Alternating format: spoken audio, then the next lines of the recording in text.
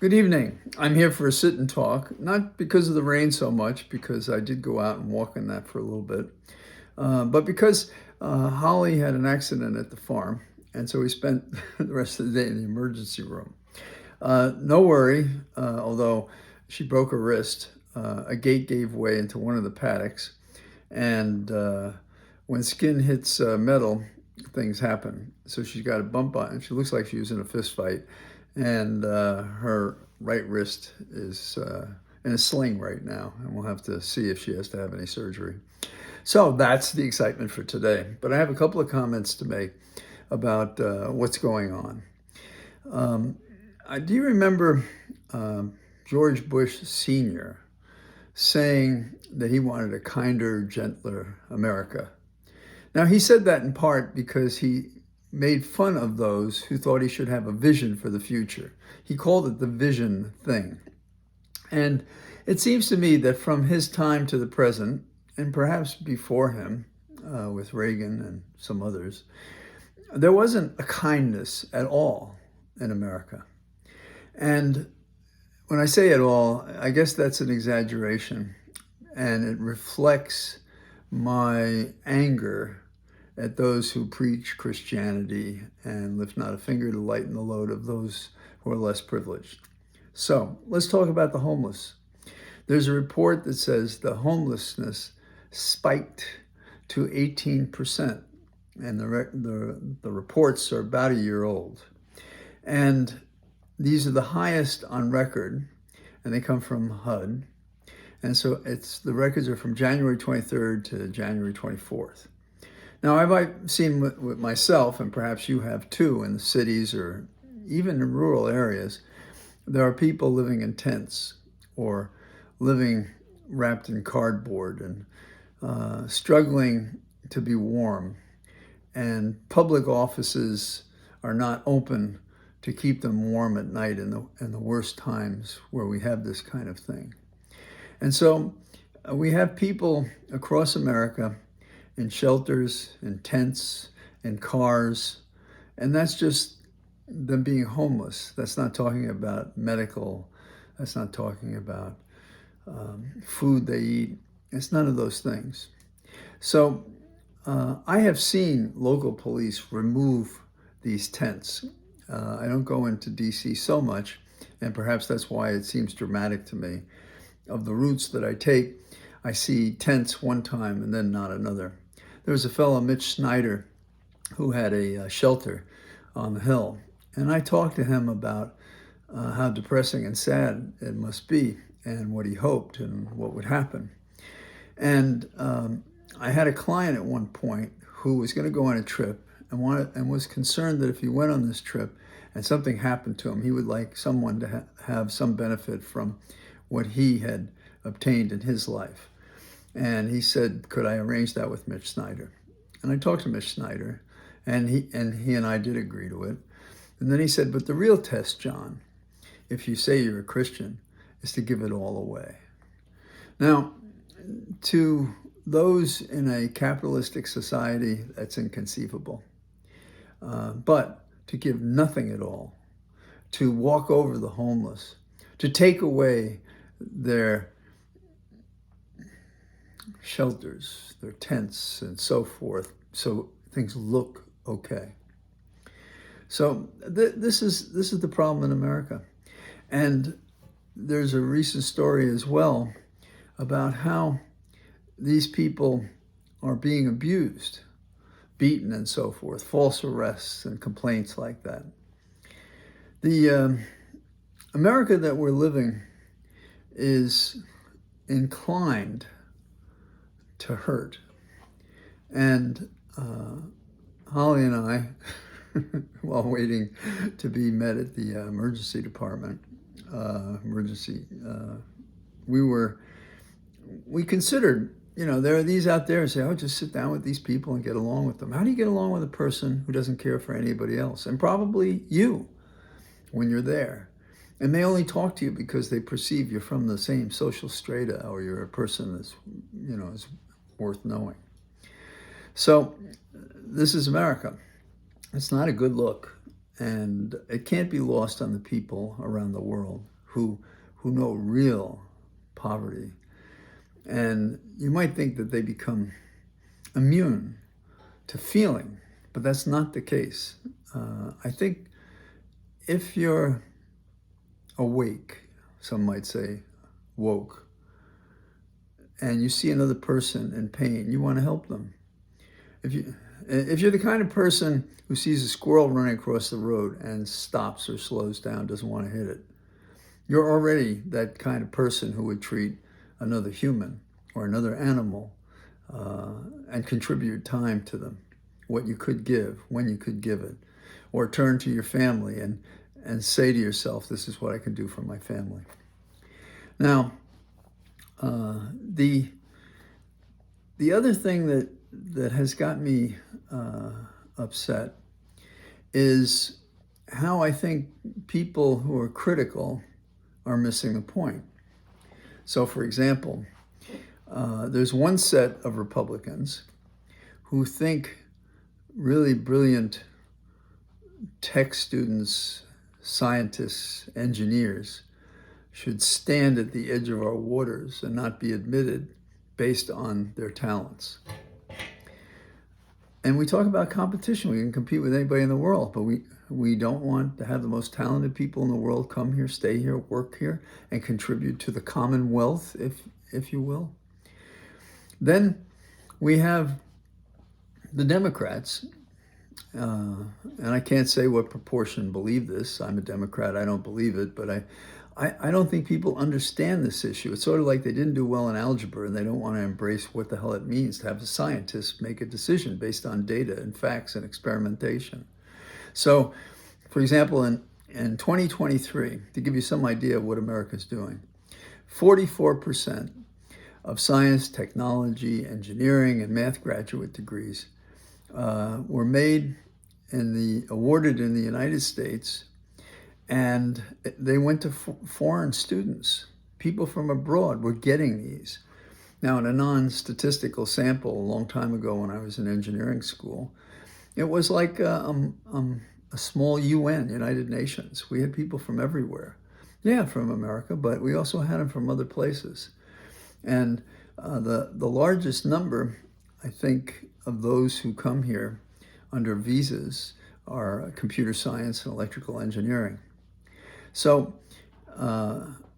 we have, and this puts me in a peculiar position because Ramaswamy and Musk favor H-1Bs, which are to bring these people from abroad, encourage them to study here, to graduate here, to work here, to become citizens. In other words, to have a brain bonus, if you will, of people who have certain talents and skills that can enhance America. In other words, are we to be swayed by the anti-intellectuals who do not appreciate the value of people who not only want to come here, but can make a tremendous, tremendous contribution to who we are and what we do? When I was a kid, and Sputnik, I mentioned this before, Sputnik impressed me. I could see that little white thing up in the sky, and the Russians had done it. And I didn't feel a nationalistic thing. My reaction was, wow, I've known this, planes, the Wright brothers, all those things. But this was just beyond that. And and I've said this before, I've been doing magic tricks, and I thought all of a sudden, this is the real thing. This is not magic. This is not dissemblance to entertain. This is real. And I enjoyed math, and so I thought math was my path through physics and to be involved in the space program.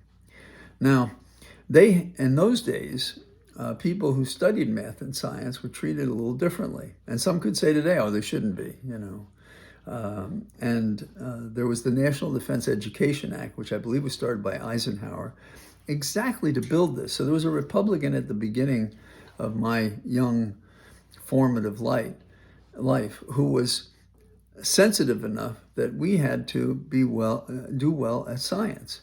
And the space program, which amused some of us and entertained us and made us want to be involved in it, also had a military coefficient. And it was that if we weren't up in the sky, we couldn't keep America safe and secure. There's a penalty to pay for not being logical and gifted and having some science background. Now, if I had continued in physics or various areas of science I was interested in, I would have been, I would have done okay.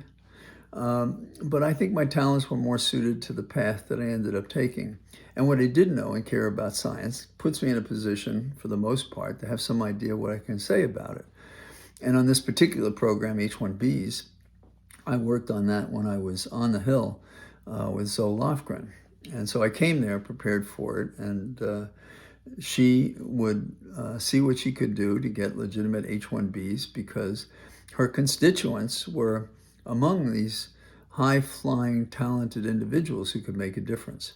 Now, what do you think about venture capital? What do you think about this, that, and the other thing? I'm not waving away imperfections in any proposal, but this is a proposal that we should be involved in.